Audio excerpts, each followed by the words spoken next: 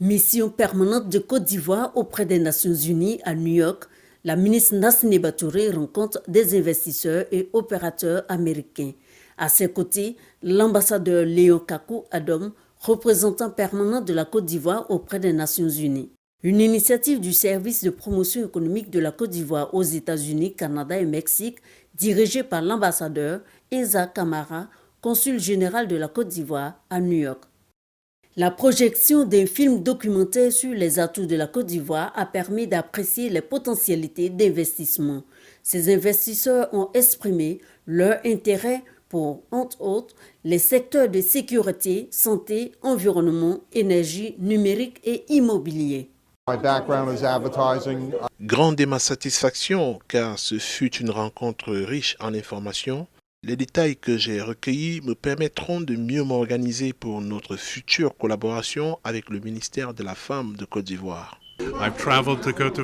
Je fais dans l'import-export et la mission après cette rencontre, c'est de pouvoir implanter notre structure en Côte d'Ivoire afin de faciliter l'exportation des produits ivoiriens vers les États-Unis.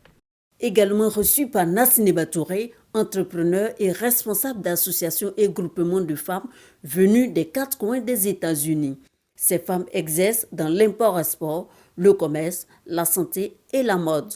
Il y a un déficit de maïs en Côte d'Ivoire et je vais vraiment exceller dans l'agriculture du maïs. Donc j'ai fait cette proposition à Madame la ministre et je pense qu'elle m'a invité à venir en Côte d'Ivoire et elle va me diriger vers ces structures et qui pourront m'aider à réaliser mon rêve.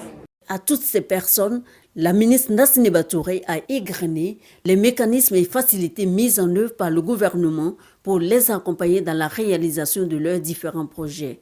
Ils sont prêts, ils ont compris que l'endroit où il faut investir en ce moment, c'est bel et bien la Côte d'Ivoire qui est le hub de l'Afrique de l'Ouest où tous les indices sont réunis.